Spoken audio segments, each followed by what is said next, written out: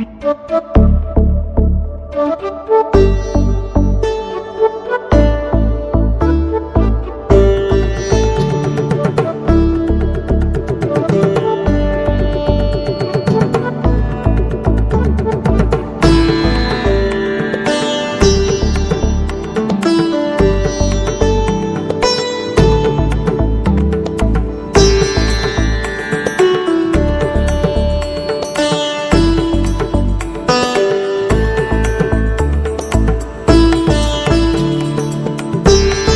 ना डॉक्टर शशांक लंका मु कृषि विज्ञान केन्द्र गंजाम 2 रे वैज्ञानिक हिसाब से कार्य करूँ। आज जानिबा आमर जो बीजामृत विषय रे बीजामृत होची बीज को जो बीज बा मंजी को आम विशोधन करने जहाँ व्यवहार करूँ बीजामृत कहूँ। बीजामृत पई आवश्यक उपकरण प्रथम आवश्यक उपकरण है जे आपंकर 20 लिटर पानी आउ 5 केजी गोबर 5 केजी देसी गाईर यूरिन बा मूत्र आउ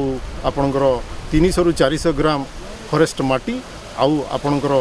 50 ग्राम होची चून।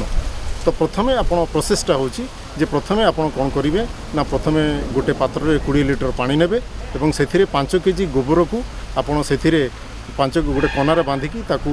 12 घंटा बा ओवरनाइट आपण ताकू रखिबे एवं से 50 ग्राम चून मध्य मिसई देबे। मिसई सारा पर तापर दिन आपण कौन करेंगे ना से 20 लिटर पानी 5 केजी गोबर आउ 50 ग्राम जो आपंकर चून मिसी से आपणकर आउ 5 केजी आपण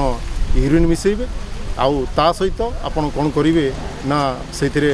हाथ अंजुलाए माटी बा आप 300 रु 400 ग्राम जो जंगल माटी आपड़ से भल भाव मिसेबे। मिसई सारा पर भल भाव आपड़ गोलेबे गोलेवा सारा पर आप 12 रु 48 घंटा रखिए। रखी सारा पर से जो आपणकर तरल बाहर से तरल को आपण मंजी उपचार व मंजी विशोधन कले मंजी जदि विशोधन करें रोगपोकर मात्रा कम लगे एवं जो आम आशा करुचु जे जो जैविक पद्धति कृषि कार्य को सुचारू रूप से संपादन करने बीजामृत बा मंजी को उपचार करिया विशोधन करने एक अभिनव उपाय एवं जोटा कि आपणकर मेधा पार्कर जोटा कि आपणकर महाराष्ट्र रे प्रथमे आपणकर 1900 आपणकर